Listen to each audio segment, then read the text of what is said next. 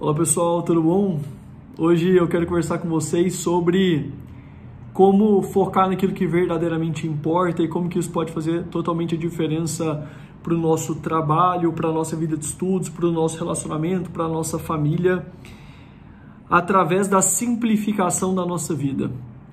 Esse é um assunto que já me interessa há alguns anos. Lá quando eu tinha um outro canal e fazia outros conteúdos, eu já mencionava esse ponto, e vejo que quanto mais o tempo passa e mais a vida fica complicada. Digo, não era casado, hoje sou casado, não tinha filho, hoje tenho 3 filhos, as obrigações profissionais, tudo muda. Quanto mais o tempo passa, mais esse pensamento se torna cada vez mais vital. E no mundo de distrações, de internet para todo lado, de comparação com a vida dos outros, eu e cada um de vocês corremos o risco de, sem tanta atenção, vivermos a vida de outras pessoas. A gente corre o risco de incorporar o roteiro que a gente não deveria incorporar. E isso gera danos muito graves às nossas vidas. Aquele faz a gente perder muito tempo, muito dinheiro, muita energia em coisas que a gente só vai muitas vezes descobrir que não era pra gente ter feito aquilo quando já não dá para voltar, porque a vida não tem restart, não tem Ctrl Z. A ideia é que a gente possa entrar um pouco aqui nesse tema, e aqueles que tiverem interesse em aprofundar mais em temas de família, em assuntos que a gente fala aqui, recomendo que vocês conheçam a Arca, que é a nossa escola de formação de famílias, que tem o acesso mais em conta aí para as pessoas, o curso da Conquista ao Altar, que eu e a Nicole, esposa, que comenta coisas lá do ponto de vista de mulher, de esposa, de médica, de mãe. Então tem conteúdos para solteiros, namorados, noivos, de conquista, de vida espiritual, coisas para vocês amadurecerem. E também tem um acesso total com vários outros cursos, e tem a mentoria, que a gente tem encontros de 2 a 4 vezes por mês ao longo de um ano. Além de que todos os acessos têm acesso à nossa comunidade, que tem solteiros, namorados, noivos e casados. E várias pessoas têm feito boas amizades lá dentro, e vez ou outra tem essa chance aí de surgir algum relacionamento, o que é um benefício secundário, mas bastante interessante, né? E também para quem precisar da terapia, o link está sempre por aí. O que acontece? Quanto mais a gente assiste pessoas, é comum que a gente as admire, não é assim? Você assiste futebol, admira alguém lá. Assiste um vídeo aqui no YouTube, um médico, um terapeuta, e admira um falando de comida, o outro falando de família. Aí depois você assiste outra pessoa, um grande empreendedor. Então é comum que a gente tenha aquelas pessoas que a gente gosta, que a gente tem algum grau de admiração. E essas pessoas, elas muitas vezes têm hábitos bastante específicos que fazem sentido na vida delas. Muitas vezes essas mesmas pessoas também estão com as compulsões de estar imitando a vida de outras pessoas, mas o que acontece? A nossa vida corre o risco de virar um Frankenstein, em que a gente começa a incorporar coisas que a gente não deveria estar vivendo. Então vocês escutam algo que eu estou falando aqui, o Augusto falou isso, putz, isso aqui é interessante. Não, outra pessoa falou aquilo, aquilo é interessante, não, aquilo. Aí você tenta acordar às 5 da manhã, porque você viu que o empreendedor lá, ele toma banho às 5 da manhã, e entra numa banheira gelada. O outro falou que tem que fazer meditação. O outro falou que tem que rezar o terço. O outro falou que tem que tomar banho de sol por 50 minutos de manhã fazendo um mantra. E aí a sua vida vai virando de exemplos meio bobinhos, mas nem tanto, né? Vocês devem reconhecer isso aí. Quem nunca caiu nisso, que atire a primeira pedra, né? Então, é bastante comum que a nossa vida comece então a ir para um nível de complicação muito grande, e o que acontece então é que a gente fica cada vez mais exausto, a gente foge cada vez mais das nossas obrigações reais e concretas. Consequentemente, como a gente se afasta delas, a gente vai ficando pior, vai perdendo o domínio, portanto vai perdendo o conforto, aquele entusiasmo. E a gente vai então, por exemplo, como é o clássico, para quem é casado, deixando a família de lado, não é assim? Então, eu tenho que cuidar da Nicole, da Maria, da Aurora, do José, mas eu também tenho vários objetivos que eu vejo que eu tenho que fazer, de estudo, de não sei o quê, papapá. E eu quero então ser perfeito nessas coisas, E eu começo então a querer ser cada vez mais perfeito aqui, porque a internet é um lugar para ajudar as pessoas, ajuda para a profissão, é apostolado para cá e para lá, porque eu vou estudar muitas coisas, porque eu tenho que treinar, porque tenho que aprender isso. E aí a família vai ficando de lado. Por quê? Porque a família é essa vocação real que nos chama para aquilo que é concreto, nos chama para o amor encarnado. Só que as coisas que a gente faz na família não dá ibope, não dá dinheiro, não dá followers. E quanto mais eu me afasto da minha família, mais a Nicole fica triste, meus filhos. E aí se eu me reaproximar vai ter mais problemas, porque uma casa em que o pai não está presente aumenta a quantidade de problemas. E aí eu vou falar que a casa é chata, e aí eu vou voltar para os ambientes em que as pessoas elogiam. Não é assim a história geral das famílias? A gente sai apaixonando por coisas que a gente não deveria fazer, a gente vai deixando as coisas que a gente deveria fazer, consequentemente, quando a gente não rega os amores que a gente deve regar, a gente vai perdendo os amores e vai cultivando amores onde não deveria, amores falsos. Então a gente quer ir para um campeonato para ganhar uma medalha, a gente quer ficar dando palestra porque as pessoas são muito educadas, né? Nossa, eu te admiro, não sei o quê. No dia a dia as pessoas não ficam batendo palma, né? A esposa, nossa, meu marido, eu te admiro muito. O filho, nossa, eu te admiro muito, né? Então a gente corre esse risco de tentar abraçar um mundo e não focar de fato naquelas coisas que mais importam. O que eu quero propor para que vocês pensem aqui? Como que a gente faz para saber qual que é a nossa vocação? Como que a gente faz para saber qual que é o sentido da nossa vida?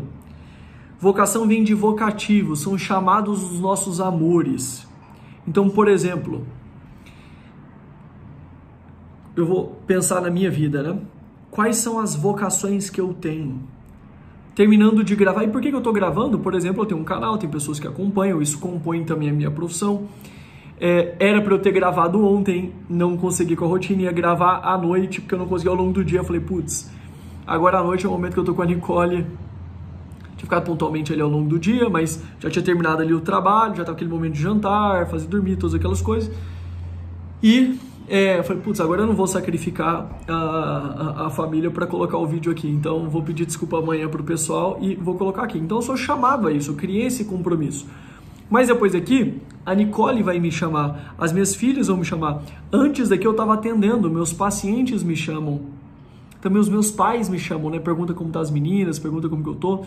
Os meus amigos me chamam, ou seja, eu tenho essa estrutura dos meus amores, a minha esposa, os meus filhos, os meus pacientes, as minhas obrigações profissionais, a arca, o pessoal nos chama a cumprir aquilo que a gente prometeu, a colocar as aulas, a mentoria, não é assim que acontece?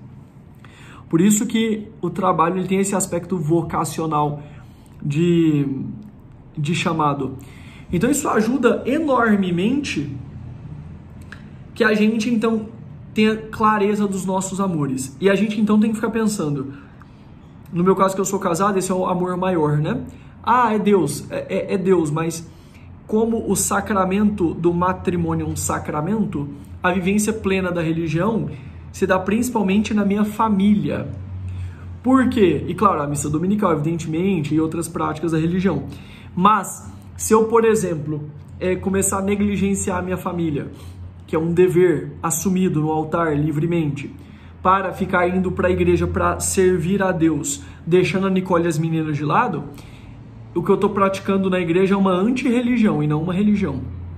Porque a minha vocação concreta é que eu prometi pela perfeição da minha família. Afinal, o sacramento do matrimônio não é um sacramento que nos chama a santidade. Santidade tem a ver com a perfeição da vida concreta. Então a gente tem que sempre fazer esse exercício. Como que está um exame de consciência, né? Como que está a minha dedicação à Nicole? Como que está a minha dedicação aos filhos? Como que está a minha dedicação à profissão? Eu estou me dispersando com o quê?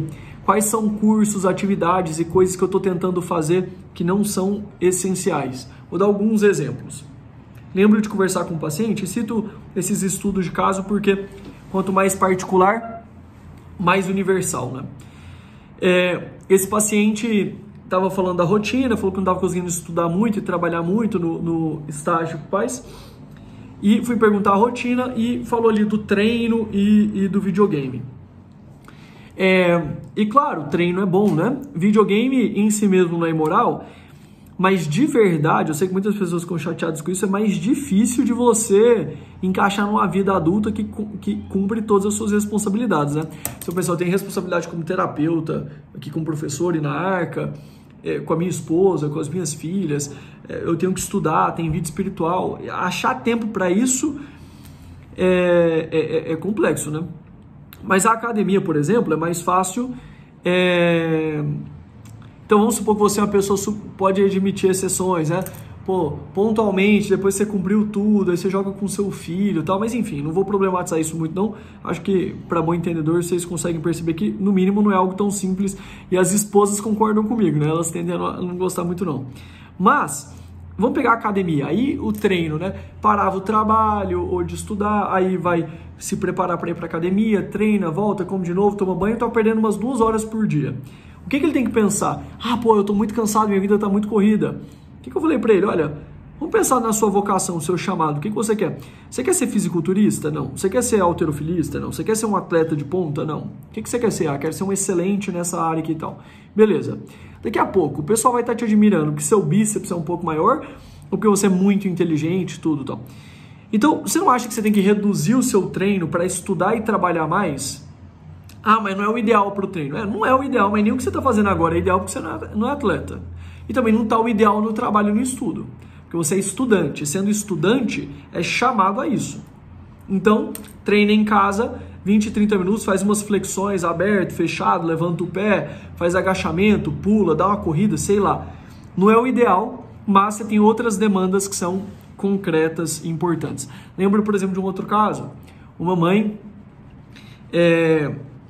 filha já frequentava a creche por uma circunstância pessoal, aí além do trabalho, estava fazendo uma pós-graduação, já tinha feito outras pós, ajudava ainda na igreja, e ela exausta, cansada, com aquele peso na consciência por não estar tanto com a filha, e conversando com ela, a gente percebeu que nem precisava estar fazendo aquela pós, porque ela já tinha feito pós afins, e era esse desejo imoderado para aquilo, estava então gastando mais dinheiro do que precisava, com mais tempo do que precisava, porque a pós pode ser bem aplicada, mas naquele contexto para ela percebeu que não.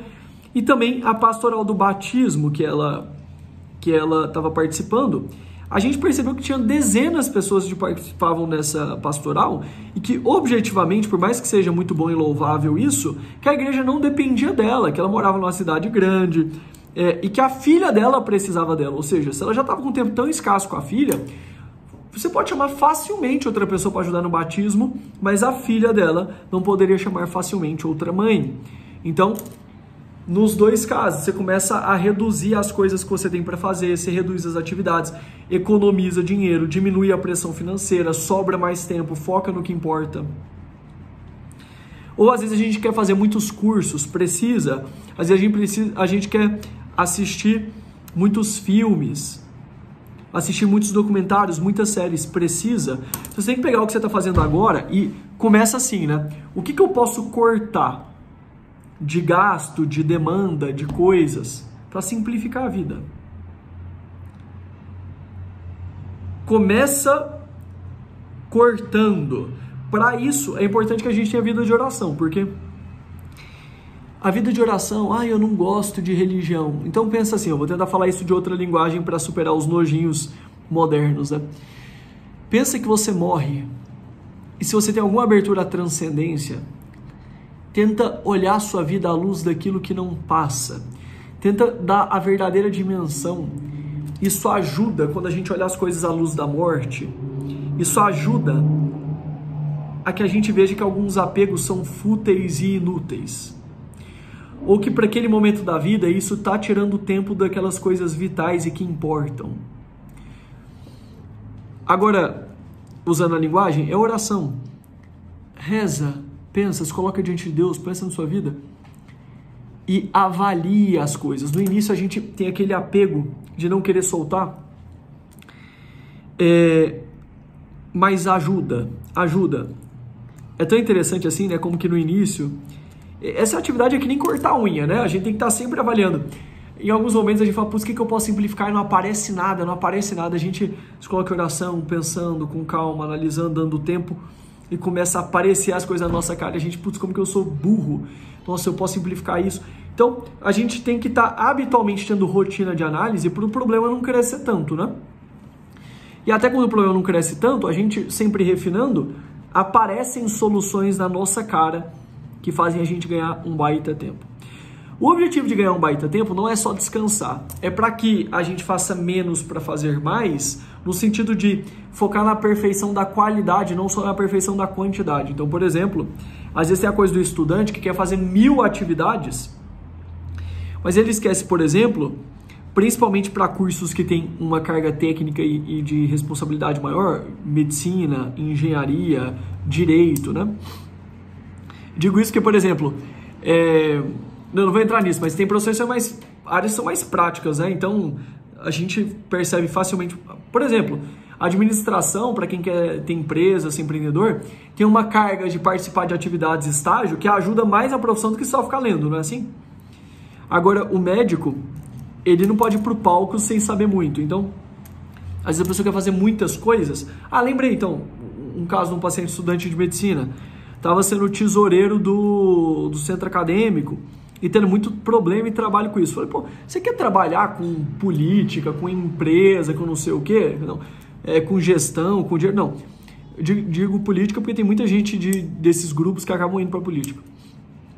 Então, você não quer ser médico? Então sai disso, pô, só tá tendo problema, Então, às vezes o que a gente precisa fazer, se você quer um objetivo maior, não é fazer mais coisas. Você pode subir a barra dentro da sua própria área. Não, eu quero ser o melhor estudante dessa liga, da liga de cardiologia, da liga de neurologia. Eu quero ser o melhor estudante de medicina aqui da faculdade, da minha turma.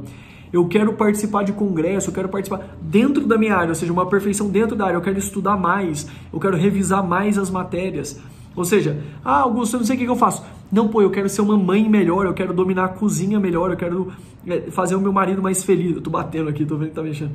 Eu quero fazer meu marido mais feliz, eu quero educar os meus filhos melhor. Pega o que você já tem, pô, eu quero me tornar um terapeuta melhor, eu quero estudar mais, eu quero atender melhor.